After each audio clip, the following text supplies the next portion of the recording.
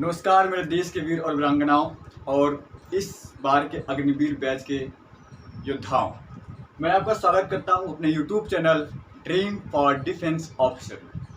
तो आज की इस वीडियो में बिना देर किए हुए हम लोग बात करने वाले हैं इंडियन कोस्ट गार्ड और इंडियन नेवी में आखिर अच्छा कौन। तो पहली बात तो ये कि हम आपको बता दें कि इंडियन कोस्ट गार्ड और इंडियन नेवी को आपस में कभी भी कंपैरिजन नहीं किया जा सकता, क्योंकि ये अलग अलग फोर्सेस है और इनका अपने में खुद का एक इम्पोर्टेंट रोल होता है। तो अगर आप इंडियन नेवी और इंडियन कोस्ट गार्ड को कंपेयर करना चाहें तो इसको कंपेयर ना करें, क्योंकि ये दोनों आपस में एक इम्पोर्टेंट रोल प्ले करते हैं, ठीक है ना। लेकिन यहाँ पर कुछ टर्म्स हैं, मैंने लिखा हुआ है, ठीक है, जिसके बारे में आपको मैं बताने की कोशिश करूँगा। तो उसके बेसिस पे अगर आप कुछ अंतर कर पाएँ तो ठीक है, नहीं तो फिलहाल दोनों तो अपना बेस्ट है ही, ठीक है। तो आप कोई भी ज्वाइन कर ले, चाहे इंडियन नेवी ज्वाइन करें, चाहे आप इंडियन कोस्ट गार्ड ज्वाइन करें, दोनों से आपको देश का सेवा करने का अवसर प्राप्त होता है, ठीक है ना। तो चलिए अगर हम बात करते हैं सैलरी के बारे में, ठीक है, तो इंडियन कोस्ट गार्ड और इंडियन नेवी में जो इंडियन नेवी होता है उसको एमएसपी मिलता है, मतलब कि मिलिट्री सर्विस पे, जबकि इंडियन कोस्ट गार्ड को एमएसपी नहीं मिलता है। अगर आपके मन में ये क्वेश्चन उठ रहा हो कि आखिर ये एमएसपी कितना मिलता है, तो जो एमएसपी मिलता है वो तकरीबन 5200 रुपीज़ मिलता है, ठीक है। कितना मिलता है? 5200 रुपीज़ मिलता है, ठीक है। ये होगी सैलरी के बेसिस पे। अच्छा, सेकंड है सेलिंग, कि सेलिंग कौन ज़्यादा करता है। तो जो अपने इंडियन नेवी है, ठीक है, उसकी सेलिंग काफ़ी ज़्यादा होती है इन कंपेरिजन टू अपने इंडियन कोस्ट गार्ड के। ये क्या करता है, अपना इंडियन नेवी सेलिंग करता रहता है, और ये कभी कभी इसकी जो सेलिंग होती है ये तकरीबन 2-3 महीने की भी हो जाती है। जबकि इंडियन कोस्ट गार्ड में जो सेलिंग होती है वो मुश्किल से बहुत ज़्यादा अगर जाएगा तो 1-2 हफ्ते के लिए जाता है, ठीक है, या तो नहीं तो जो अपनी बाउंड्री है उस पर जा करके फिर से वो हार्बर पे रिटर्न हो जाता है। मतलब कि कहीं ना कहीं जो अपने इंडियन कोस्ट गार्ड की सेलिंग है वो in comparison to Indian navy काफ़ी कम होती है, ठीक है। थर्ड पॉइंट हमारे पास क्या है, मोबाइल फैसिलिटी, ठीक है।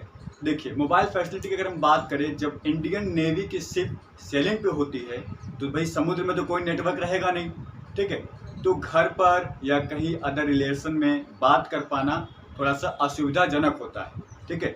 तो अगर आप इंडियन नेवी में हैं और आपकी शिप अगर सेलिंग पे चली गई तो आप जो है घर पर या कहीं भी अपने रिलेशन में बात नहीं कर पाएंगे in comparison to Indian coast guard के, क्योंकि इंडियन कोस्ट गार्ड क्या करता है, उसकी जो शिपें होती हैं वो बहुत जाएंगी, 1-2 हफ्ते के लिए जाएंगी मैक्सिमम, उसके बाद फिर रिटर्न हो जाती हैं, ठीक है। या तो जाएंगे तो एक सुबह में निकली, शाम तक में फिर से हार्बर पे आ जाती हैं। तो इससे क्या होता है, कहीं ना कहीं जो इंडियन कोस्ट गार्ड है वो उसका जो ज़्यादा समय बीतता है कहाँ पर बीतता है, अपने भारतीय तट पे बीतता है, और वहाँ पे नेटवर्क की सुविधा रहती है। तो वो जो इंडियन कोस्ट गार्ड का बंदा रहेगा वो घर पे आसानी से बात कर सकता है, तो चाहे जहाँ पे भी बात करना चाहे बात कर सकता है, ठीक है। नेक्स्ट पॉइंट हमारे पास क्या है, journey of foreign country. Genuine सी बात है भाई, अगर हमारी शिप कंट्री की सेलिंग करेगी तो हम भी पहुँचेंगे फॉरेन कंट्रीज़ में, ठीक है। तो जो इंडियन नेवी के बंदे होते हैं उनका तो आए दिन जो है जब भी उनकी शिप जाती है तो दूसरे कंट्री में विजिट उनका होता रहता है, जिससे वो अलग अलग कल्चर्स को देखते हैं, उनका एंजॉयमेंट करते हैं, ठीक है। और जो कोस्ट गार्ड वाला रहता है बेचारा नहीं जा पाता अलग अलग कंट्रीज में, मतलब अगर जाता भी तो बहुत कम जाता है। तो इससे अगर हम यहाँ पे अपना फोर्थ पॉइंट देखें तो जो इंडियन नेवी का बंदा रहता है वो विदेशों में काफ़ी ज़्यादा एंजॉयमेंट करता है, ठीक है ना। नेक्स्ट हमारे पास क्या है, टेन्योर ऑफ सर्विस। पहले तो जो इंडियन नेवी था भाई 15 साल का था, मतलब कि 15 साल में आपको वो जो सर्विस था नेवी उस रिटायरमेंट दे सकती थी, लेकिन अगर आप उसके बावजूद भी अगर अच्छा काम करते थे नेवी में तो आपको वो रखती भी थी, ठीक है। लेकिन आज के समय में क्या हो गया है कि जो अपना ये आ गया अग्निवीर वाला सिस्टम जो आ गया है, उसमें जो इसका टाइम पीरियड है वो मैक्सिमम केवल 4 ईयर्स कर दिया गया है, और इसमें भी अगर जो अच्छा प्रदर्शन करता है तो उसका 25% बंदों को रखा जाएगा फर्दर काम के लिए, ठीक है। तो कहीं ना कहीं जो अपने इंडियन नेवी की जो टेन्यूर है, ठीक है, सर्विस का, वो कितना है 4 ईयर्स से अगर हम एवरेजली देखें तो, ठीक है। और जो अपना इंडियन कोस्ट गार्ड है इसमें अगर आप एक बार ज्वाइन करते हैं तो आपको 37 ईयर्स की सर्विस प्रोवाइड की जाएगी।